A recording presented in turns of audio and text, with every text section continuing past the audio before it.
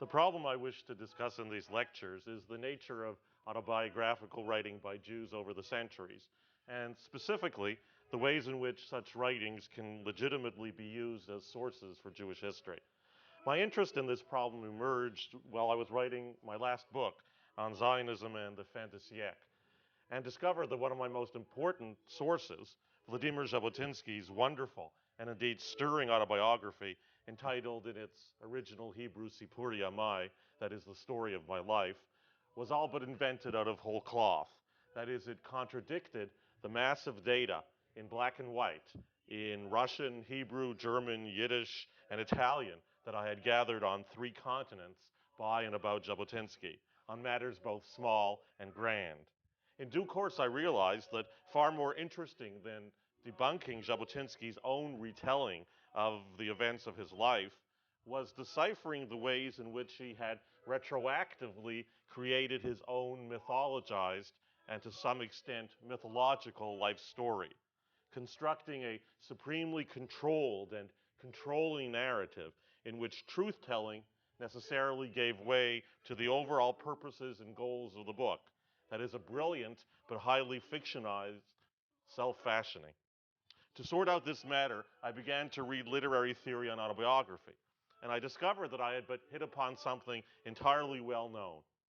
That in the last 50 years, an immense body of academic analysis of autobiography has appeared, written largely by literary scholars and critics, questioning the very nature of autobiographical writing, its definitions, boundaries, and relationship to what we normally designate as the truth.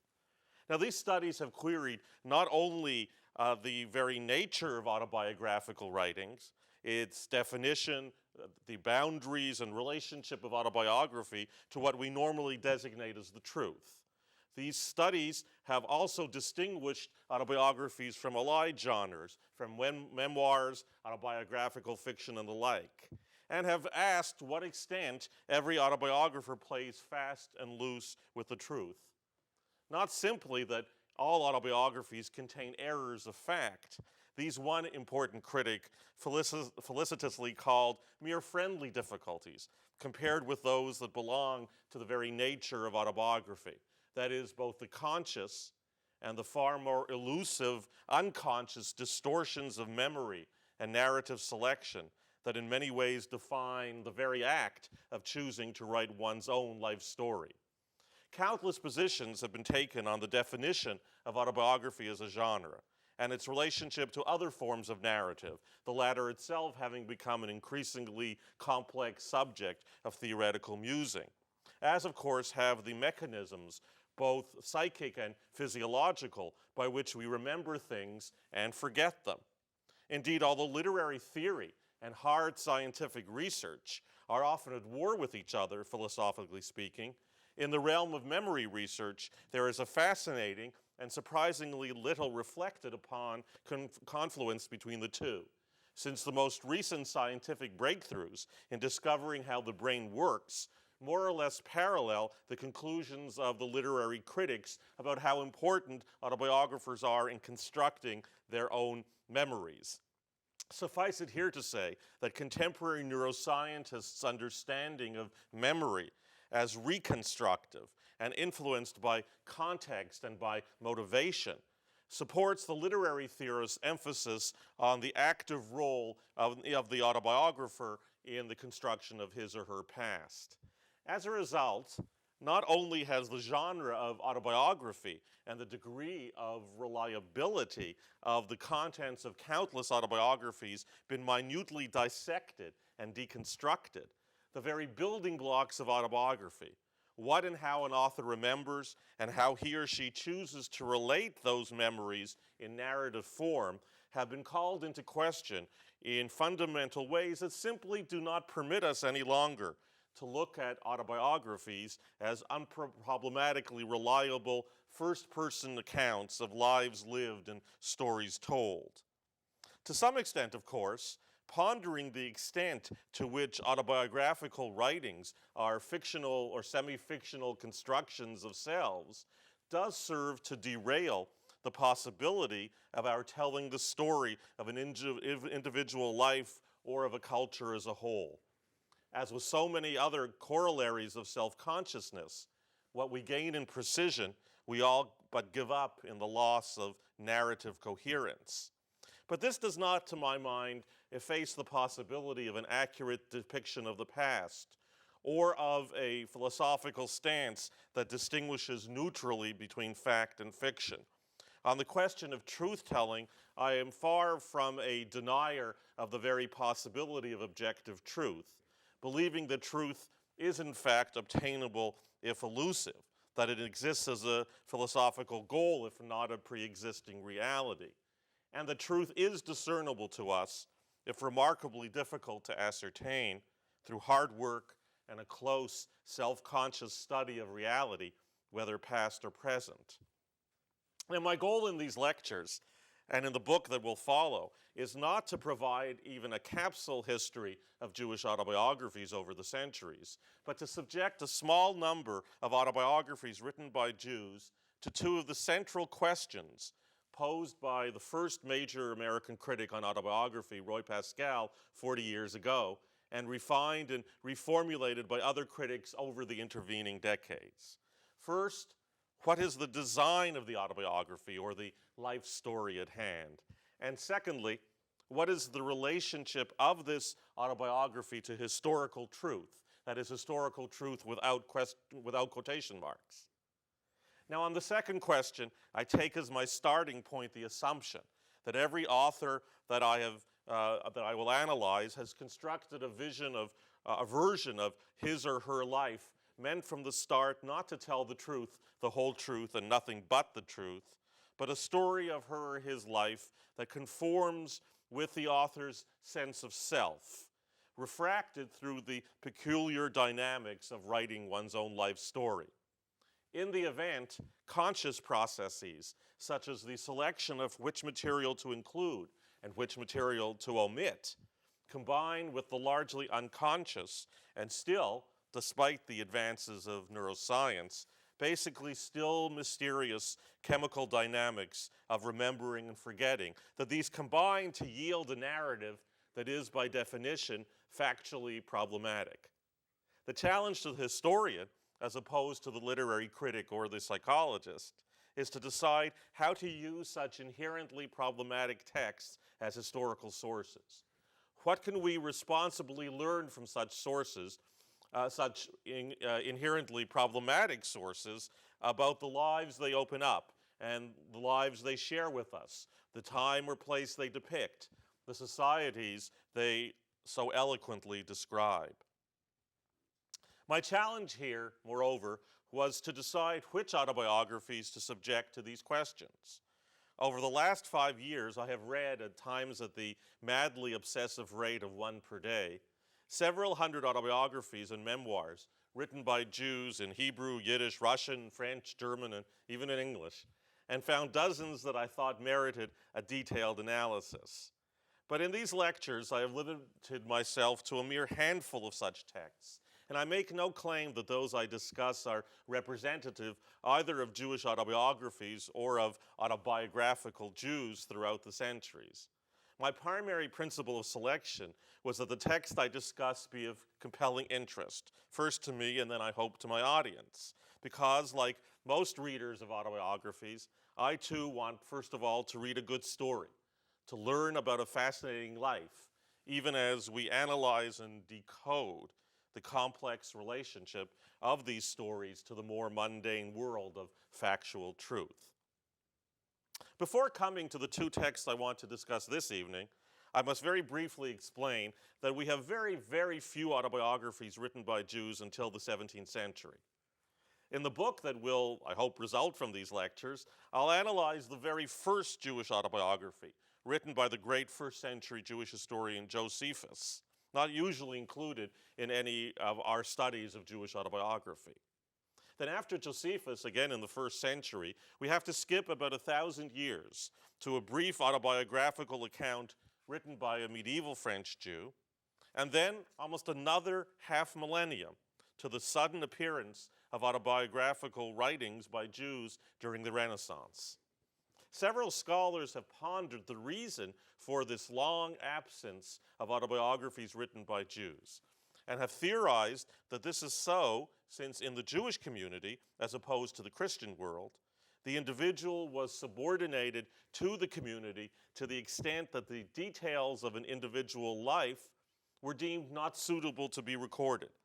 That the goal of each Jew's life was to serve God through his Torah and commandments, not to ponder one's own individuality or the mundane details of one's temporal existence.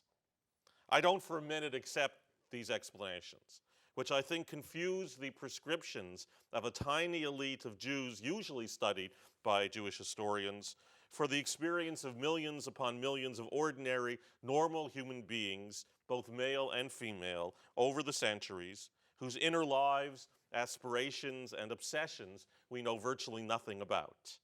Moreover, there is abundant evidence of intense autobiographical examination and self-presentation in works as diverse as Ethical Wills, introductions to legal and homiletic texts, and perhaps most importantly, in Hebrew, Yiddish, and other poetry and prose written both for liturgical and for what we would call secular expression.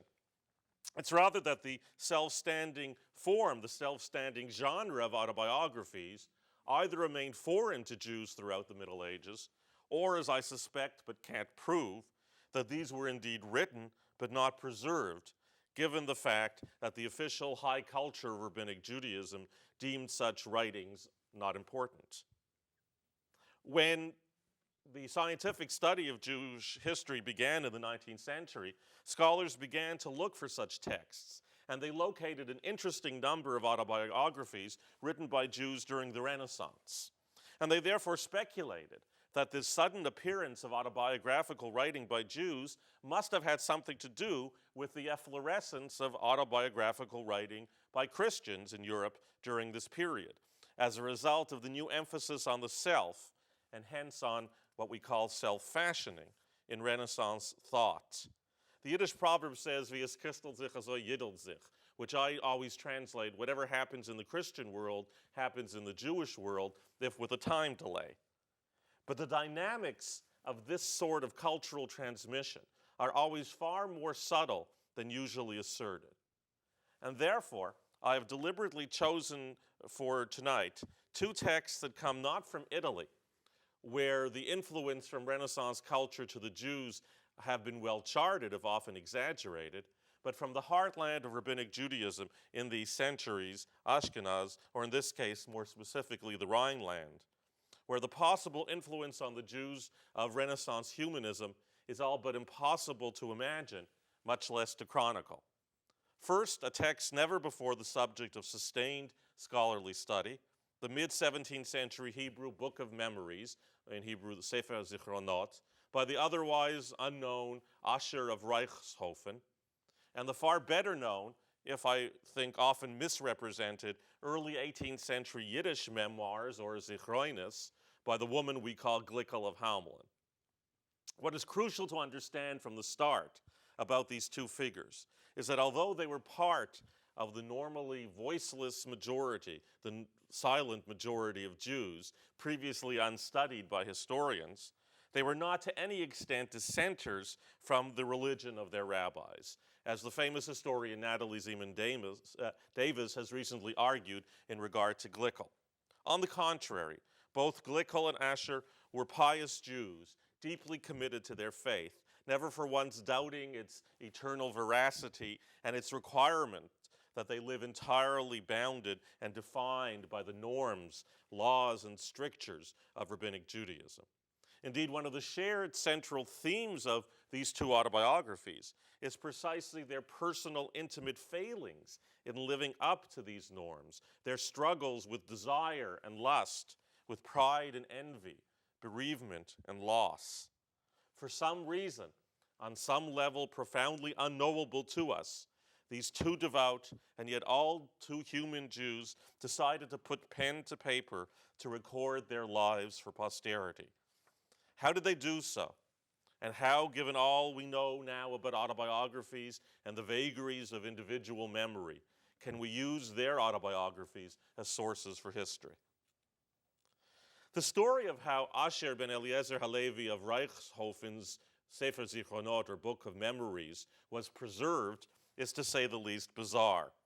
It was found in the late 19th century by Eli Scheid, a late 19th century historian of Alsatian Jewry, found the manuscript in one of the antiquarian bookshops on the banks of the Seine in Paris. He gave the manuscript to another Jewish scholar, Moses Ginsberger, who published the text of this manuscript with a German censored translation in 1912. The manuscript was bound together with a parchment page of a Latin New Testament text and with an expert from Erasmus. Now, the contents of these pages that it was bound along with give us a fascinating hint, I think, about who cobbled together this strange collection. The New Testament text is 1 Corinthians 9 to 13. I wrote you in my letter not to associate with sexually immoral people. In no way did I mean the immoral of this world, or the greedy and swindlers and idolaters, since you would then have to go out of the world. But now I am writing to you not to associate with anyone who bears the name of brother and sister who is sexually immoral, or greedy, or an idolater, or verbally abusive, or a drunkard, or a swindler. Do not even eat with such a person. For what do I have to do with judging those outside? Are you not to judge those inside? But God will judge those outside. Drive out the evil person from among you. Now, the Erasmus text is equally compelling. These pages were part of his Convivium Profanum, that is, the profound feast, in which Erasmus discovers, among other things, the benefits of abstinence and fasting. And along the way, he has one of his characters, appropriately named Christian, say, in many matters, it's not the fact but the intention that distinguishes us from the Jews. They abstain from certain foods as if from unclean things that would defile the mind. We, though we know that to the pure all things are pure, a quotation from Paul, necessarily deny nourishment to the lustful flesh as if to an unruly steed, so as to render it more obedient to the Spirit. Sometimes we discipline our excessive use of delicacies by the vexation of abstinence. My hypothesis, then, is that this autobiographical manuscript may well have been preserved by a Christian Hebraist, maybe even a convert from Judaism, who was preparing an attack on Jewish vices, including alcoholism and sexual desire or sexual lust, two of the sins Asher confesses to in his autobiography. Be that as it may, Asher's confessions of these and other vices are, I think, essential to his text, if not his only raison d'etre. That, he tells us in the opening words of the autobiography, is to turn my thoughts to and to set in memory the events and experiences that affected me and my family from the day that God brought me forth from darkness to light into the travails of this lowly world. May it come to pass, he writes, that the day of my death be the same as the day of my birth, without sin and cleansed of all iniquity. Therefore I have taken upon myself to engrave with an iron pen the memory of everything that happened to me, good and bad, in order to praise and to give thanks for it all. Just as we bless the good, so we must bless the bad. And I have added to the end of this book everything that happened to my children. And I shall testify to all, both firsthand and with the names of other witnesses to these events, as required by the law. And I've appended as well a chronology of all that happened in my day to the people of Israel. And I shall start from the day of my birth, Friday, the 3rd day of the month of Elul, 1358, which corresponds to the 4th of September, 1598. Thus, Asher's purpose is at once self-referential and historicist, and both in ways that run counter to all our expectations about traditional 16th century Jews. Unfortunately, his second volume, the one on history, has not been preserved, but from the frequent cross-references to this book in the autobiography proper, we can be sure that it included detailed explications of the battles of the 30 Years' War, accounts of the expulsions and persecution suffered by European Jews in the early 17th century, information about rabbis in the major communities of Ashkenazic Jews, their major works and years of death, and perhaps most intriguingly, precise descriptions of the economic history of the Rhineland in these decades, all issues that are interwoven throughout the autobiography, as well as a large number of poetic elegies in typically cumbersome early modern Hebrew rabbinic verse. But Asher's Hebrew prose, on the other hand, is crisp, clear, almost entirely grammatical, a true rarity in his day, and virtually devoid of the Aramaicisms and allusions to Talmudic dicta that were and still are the mark of the educated rabbinic elite and render rabbinic prose so unfathomable to outsiders, including native Hebrew speakers today. Thus, his prose style seems to accord with the person and the curriculum vitae it records. He was born, he tells us, in a small town in Alsace in 1598. At the age of 6, was taught to read Hebrew at home by his father, and then was sent to a school or two until, at the age of 12, he began to study the Talmud along with the commentaries. 2 years later, he set off to Prague to study with the great rabbis of that metropolis, and he remained there intermittently until he reached the age of 17, when he moved on to another Talmudic academy where he was awarded the pre-rabbinic title of Bachur, and he learned the laws of kosher slaughtering. After visiting Vienna and Frankfurt am Main, he returned to Alsace and headed for the nearby yeshiva in Metz, where he studied and was certified as a ritual slaughterer. He then served as a teacher in several small nearby towns, until at the age of 24, he married Malka, the 15-year-old daughter of a middling merchant in the village of Rechshofen, where the new couple established their home, soon had 2 children, and tried to make ends meet by dealing, as noted above, as he notes, in wine, wheat, and other agricultural produce. Now, all of this is recorded in astonishingly precise detail. Every significant event in his life is dated by his age at the time, including day, week, and month.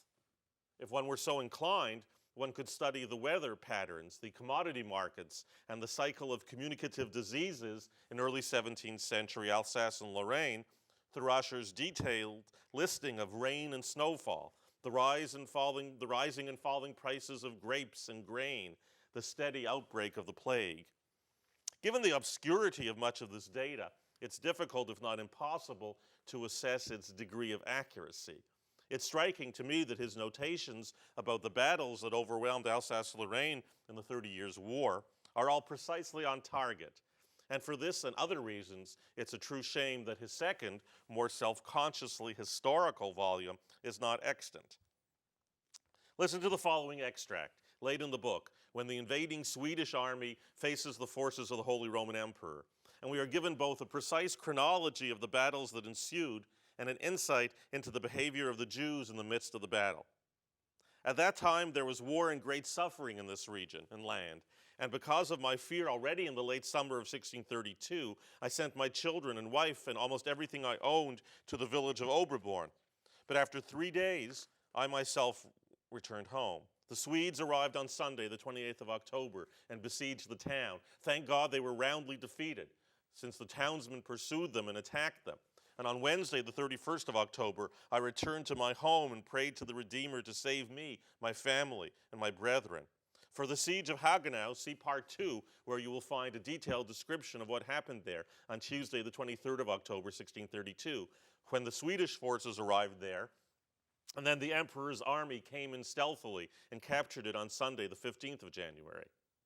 At that time, he continues, there were billeted here in Rechshofen 100 cavalrymen from the Emperor's army, and they captured 2 important Swedish officers who then sent me to Metz to arrange for their ransoming.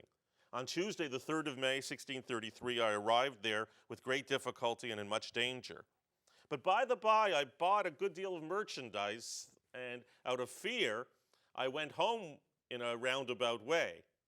When I arrived on Wednesday, the 11th of May, past Püttlingen, near the village of Reich, 5 cruel imperial soldiers attacked me and stole from me everything that I had. Thank God the messenger who had my merchandise got away and I wasn't physically attacked. Thank the Lord who protects the faithful. But what is most intriguing about this autobiography is not such fascinating episodes, but the continuous and gripping pathos of Asher's struggles with himself, his attempt to use the literary device of autobiography, so seemingly foreign to his culture and his training, to record and confront his failings and thus to become a better human being. His most often recorded sins, as my hypothesized Christian Hebraeus preserver of his manuscript well knew, were drinking, gambling, and sexual desire. He repeatedly records taking vows to stay away from the taverns in which low-life Jews and non-Jews cavort together, drinking and gambling, and seems to have been most addicted to the games of dice and cards in which he regularly lost substantial amounts of money, and which he feared would bring disgrace to his name and to his family. As a pious Jew, he knew that vows taken so solemnly could not be broken. As a somewhat learned Jew, he pored through the rabbinic codes to find legal ways to nullify these vows, only to renew them again and again when he strayed back to the gambling dens he found so appallingly irresistible. Similarly, he vowed to abstain from non-kosher wine, which he reports was imbibed by Jews of all types throughout his region, despite the rabbinic prohibition, a reality we know well from other sources.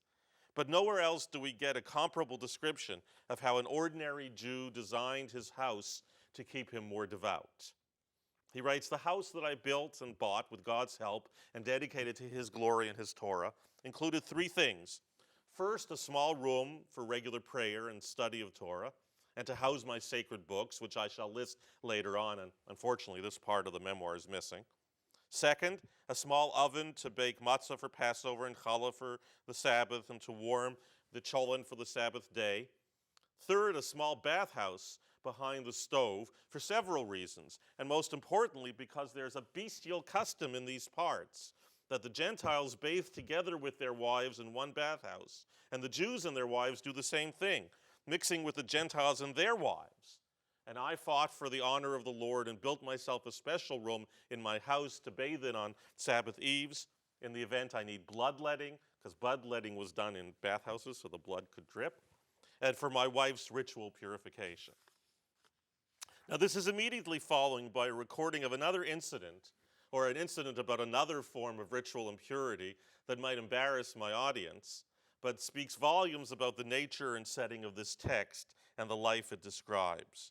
We know from multiple scholarly studies the notions of sexuality, privacy, and what is appropriate to discuss in the public realm were far different in the early 17th century than in the early 21st century.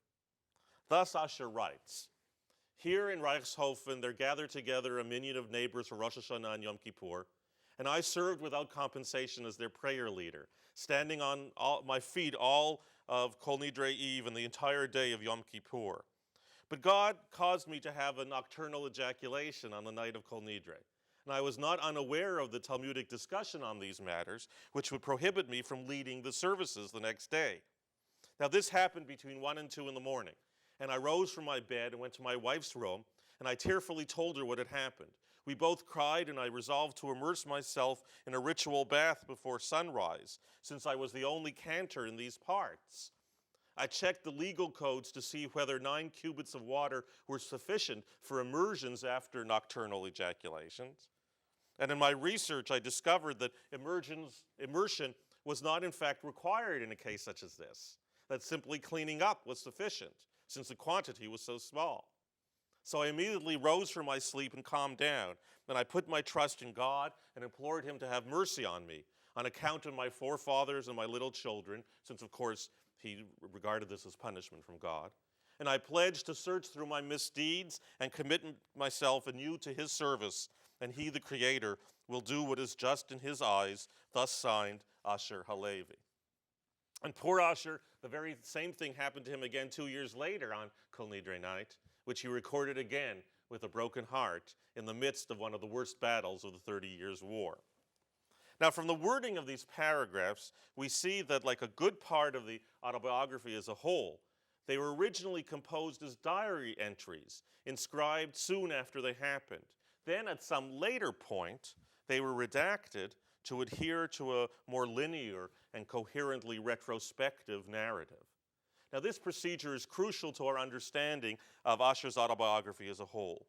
What began as an intimate confessional diary meant to record one man's sins in order to goad himself into self-improvement, was later revisited and redrafted by this same man for far different and frankly literary purposes. In other words, his self-study was gradually transmuted into self-conscious self-fashioning, an autobiographical narrative that tried to make sense of his life and times, first for himself and then in some way for us, though we cannot know whether and in what ways Asher expected his words to be read by anyone else. In a paradoxical way, then, Asher's very ignorance of the seemingly Gentile genre of autobiography led him to pen an autobiography that was essentially unmediated by the screens and the artifices of that form, and hence in many ways was more directly reflective of his lived experiences than other, more stylized accounts. But this still does not mean that we can be as delightfully naive as he was and blithely use this autobiography as a source for the social history of early modern Jews, confidently generalizing from its anecdotes facts about Christian-Jewish relations, Jewish marital and dowry customs, learning patterns, and the like.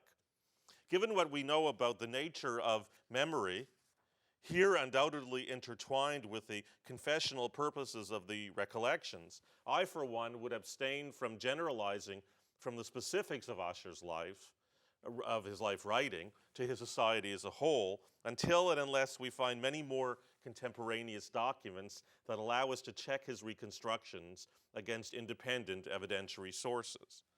But this in no way diminishes the historical importance of Asher's Sefer Zichronot, whose abiding power consists not in what he shared with his fellow 17th century Jews, but in what was singular and remarkable about him. The first ordinary Jew we know of, learned but not a rabbi, small-town Ashkenazic as opposed to worldly Italian, who wrote his autobiography in the heyday of, but apparently oblivious to, the renewed Renaissance self-consciousness about individual identity. At the same time, though, Asher was entirely devoted to the religion of the rabbis and the collective structures and myths of rabbinic Judaism.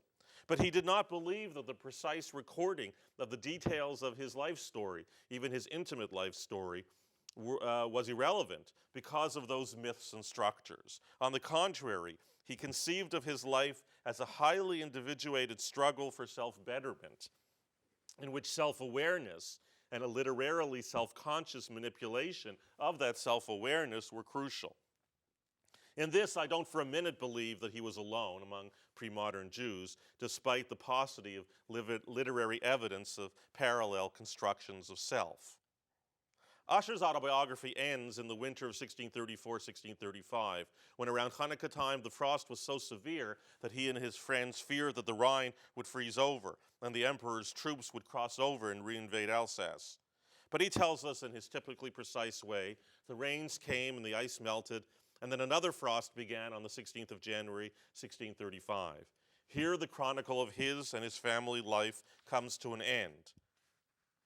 And Asher's last literary act is appropriately devotional, a genealogical record of the births, marriages, and deaths of his extended family members for several generations before him. Thus Asher's fate and the fate of his wife, daughter, and son after those cold January days of 1635 remain unrecorded and unknown to us. But we do know a great deal about the later history of one branch of his extended family that he mentions in his genealogical account, the wealthy Levi family of Metz, into which none other than Giliki of Hameln married in 1700 at the age of 54. At this point, Giliki had probably written a good chunk of the first draft of her own autobiography, the final version of which was preserved by her family for generations after her own death in 1724, first published in its original Yiddish 172 years later in 1896 by the renowned scholar David Kaufman. It was Kaufman who dubbed her Giliki of Hameln, a designation she had never borne in her lifetime, though her first husband was often referred to as Chaim Hameln after the town of his birth. We don't know what she called herself, or for that matter her autobiography, since the original manuscript of the autobiography has never been located. The only manuscript we have is a copy made by one of her sons after her death. The loss of the original manuscript is a terrible shame, since it prevents us from seeing possibly quite literally, how the book was composed. Glickel tells us that she began writing it in 1690, after the death of her first husband, and continued working on it until 1719, periodically going over and correcting her text.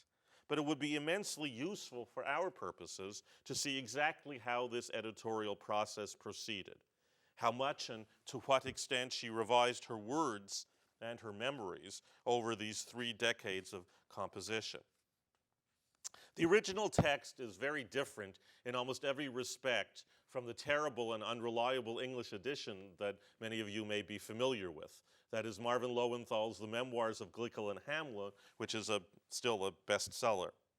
Lowenthal translated Glickel's words not from the Yiddish original, but from a terrible 1913 German translation, which itself left out huge sections of Glickel's work.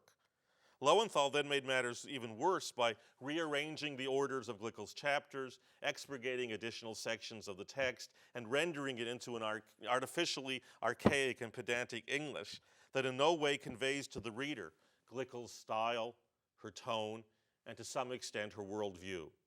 That worldview, moreover, has for understandable reasons often been hitched to ideological causes as foreign to Glickel as the 21st century is to the late 17th and early 18th centuries, presenting her as a Yiddishist or a feminist avant la lettre, or as I have already mentioned, as one who argued with God or questioned basic Jewish religious law.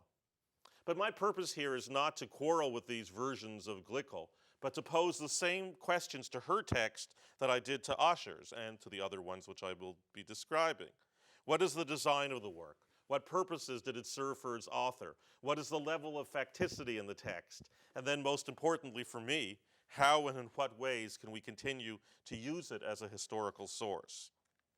To answer the first question, one must first assess Glickel's writing style, which, like so many other aspects of her life and work, have been rather romanticized in the literature. First and foremost, we are dealing here with a very, very long text, 330 printed pages in the Kaufman edition, divided by Glickel herself into 7 books, which vary from 22 to 80 printed pages. But each of these books has no paragraph markers or even breaks between sentences. Each book, therefore, reads like one long, often excruciatingly long sentence. Although here and there commas appear between some clauses, the reader is essentially forced to punctuate the text on her or his own, a challenge made even more difficult by Glickel's habit of interspersing throughout her narrative long folk stories taken from a variety of sources. The result is an extraordinarily difficult and dense text to read, and one is hard-pressed to imagine anyone but a scholar of Jewish autobiography or 17th century Jewish history or the Yiddish language actually sitting down and doing so.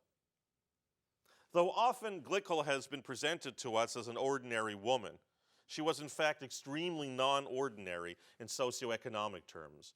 Her father, she tells us, was the second richest Jew in Hamburg in his day, paying the largest dowry ever known in the community to the husband of one of her sisters. More reliably, the extant tax records of Hamburg-Altona reveal that her husband was the 4th richest Jewish householder in that community in the next generation. And Glickel and Chaim arranged matches for their children with even wealthier members of this tiny Jewish mercantile elite. Their eldest son married a daughter of the 3rd richest Jew of Hamburg. Their younger son married a daughter of by far the richest Jew in the community. And their oldest daughter married a son of the richest Jew of nearby Cleve, who was said to be worth 100,000 Reichsdaler, an immense fortune at the time. And when Glickel left Hamburg to marry Serf Levi in Metz, her socioeconomic status rose even further, as the court, Jew-like, French-speaking Levi family were far wealthier and more politically connected than any of the Jews in Hamburg-Altona at this time. Her autobiography is filled then with detailed and fascinating descriptions of the extensive business dealings she was engaged in, both during and after her first marriage, the protracted negotiations concerning the marriages of her children, and all the events and circumstances that surrounded and conditioned these intersecting and intertwined commercial and domestic affairs. To what extent this highly atypical woman can be said to be representative of anything I shall address soon. Before then, I want to ponder more closely the connection between this anticipated rise in economic and social status attendant upon her second marriage and what that critic Roy Pascal called the design of the autobiography itself. Glickel tells us in the very opening of the book that she began to write her memoirs as a result of the depression she suffered upon the death of her first husband, whom she loved dearly. Although this claim, like everything else Glickel wrote, has been taken as unproblematically accurate by all other commentators on this text, I propose that we must be exceedingly careful before we take her words as factual. First, since her words here have been mistranslated into the present tense by all the previous translations. But what she actually wrote, or as it has been previously translated as I am writing this book after the death of my first husband. But in fact, her actual words in 17th century Yiddish did not say that. An accurate rendering demonstrates that these sentences and most of the text as a whole were written by Glickel not at the time of their action or soon thereafter, but retrospectively. More important, in between these two passages come two long pages which have been entirely omitted in all the other translations, but are crucial to an understanding of what I take to be Glickel's fundamental motivation in composing this autobiography as a whole. These passages begin with what seems to be simply a conventional homily on God's mercy. We are taught in Hebrew, she writes, Kol ma shebara HaKadosh Baruch Hu lo bara ela lichvodo v'ha'olam b'chesed yivneh. Everything that God created, he did so for his honor, and the world was created in mercy.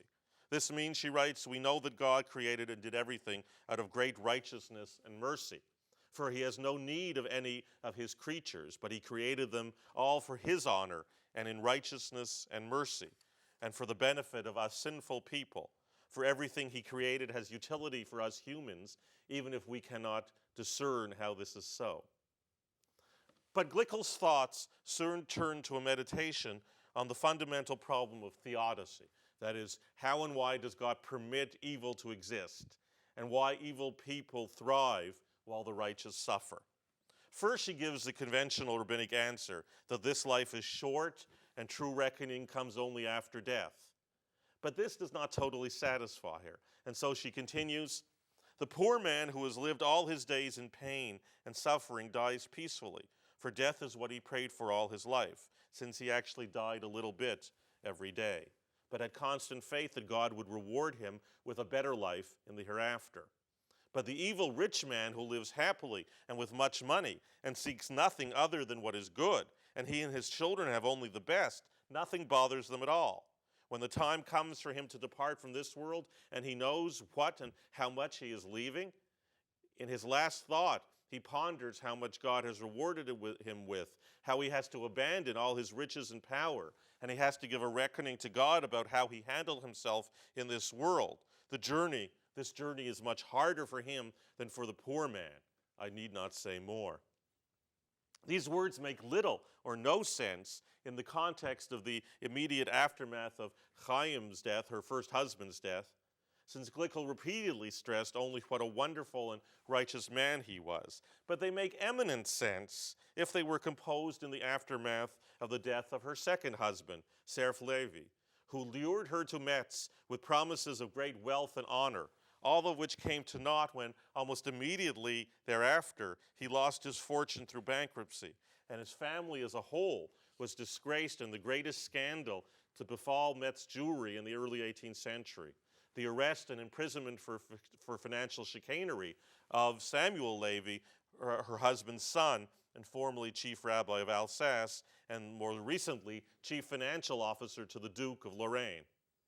After Levi's death in 1712, Glickel was for the first time in her life reduced to utter poverty, forced to live in one room with her maidservant, and then to move into her daughter's home and become entirely dependent upon her children for her sustenance. The proud, previously independent businesswoman who was raised in wealth and honor, who for decades had been an equal partner with her first husband in a thriving commercial enterprise, and after his death carried on the business with great success, trading alone in the main mercantile markets of Northern Europe, was now a shamed, poor widow unable to live the life she was accustomed to from birth.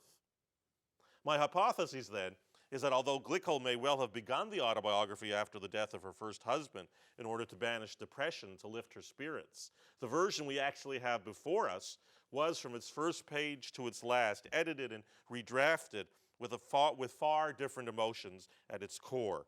Bitterness, guilt. She confesses that she married her second husband out of a combination of lust and greed. Anger. For understandable reasons, the late 19th and early 20th century translators of her words into German, English, or Hebrew felt it necessary to omit many passages that express these emotions, or to downplay others by under-translation. Since we now know, moreover, that emotions at the time of the retrieval of memories has a defining, indeed a biochemical effect on the nature and content of these memories, we can't for a moment assume that her retroactively recorded memories were either truthful or untouched by what neuroscientists call retroactive bias.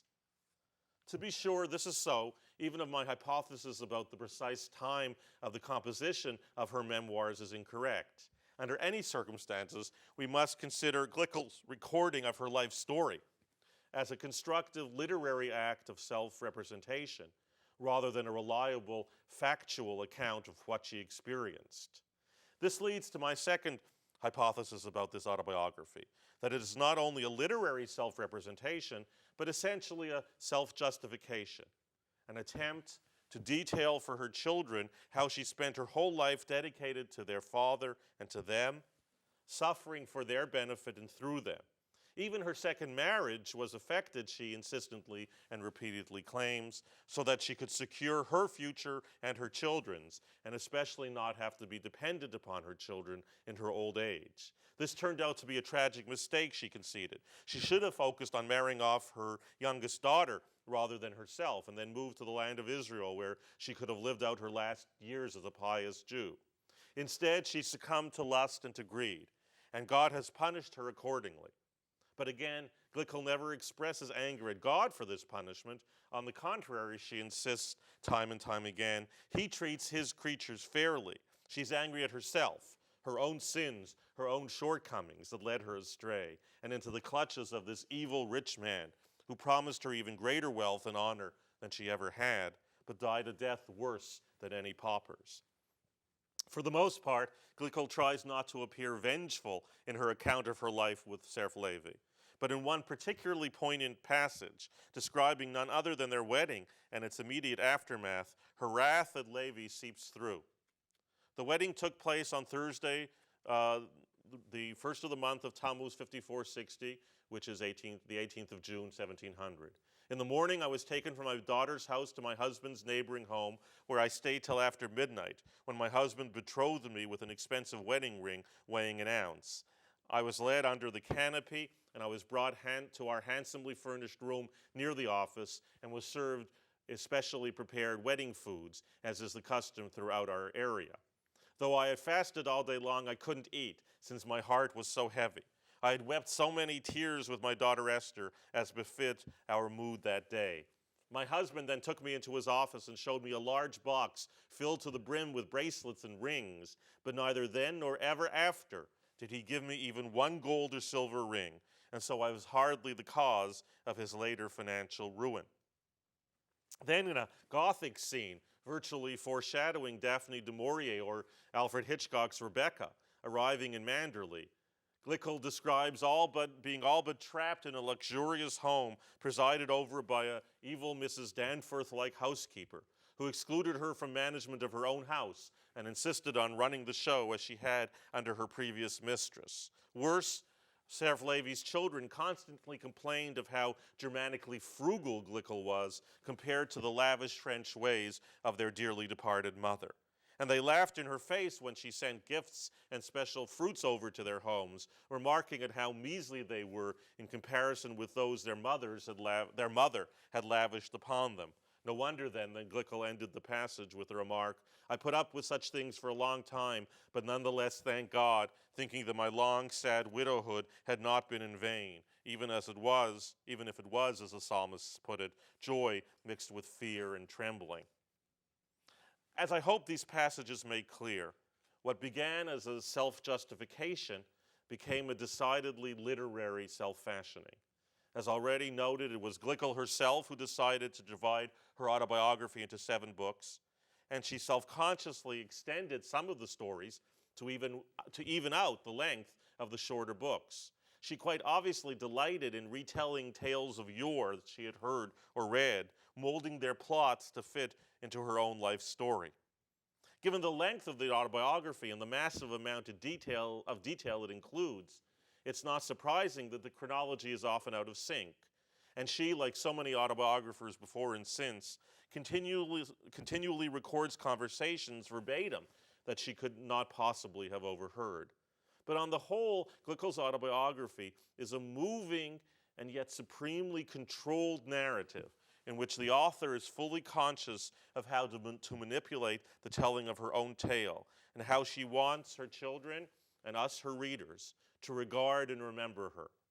Thus, the facticity of her account, to the extent to which it's factual, which was hitherto taken for granted and therefore not seriously addressed in the scholarship, is almost besides the point. And so to end where we began, Glickel's life, like Asher's, for all their self-conscious individualities, were lived entirely within the culture and religious faith of Rabbinic Judaism in its early modern Northern European mode. The world they confronted was, of course, neither static nor in reality easily circumscribed by the wisdom of the ancient, or for that matter, contemporary sages. But male or female, rich or poor, Asher and Glickel, for all their sufferings and travails, never expressed any doubt whatsoever in the justice and mercy of the God in whom they trusted, or in his words and commandments. But such doubts would indeed arise, and would be expressed within less than half a century after Glickel's death in the very heart of her society, in the heart of Ashkenazic Jewry. And as we shall see in the next lecture, such doubts and rebellion against the tradition would dominate Jewish autobiographical literature for the centuries to come. Thank you very much.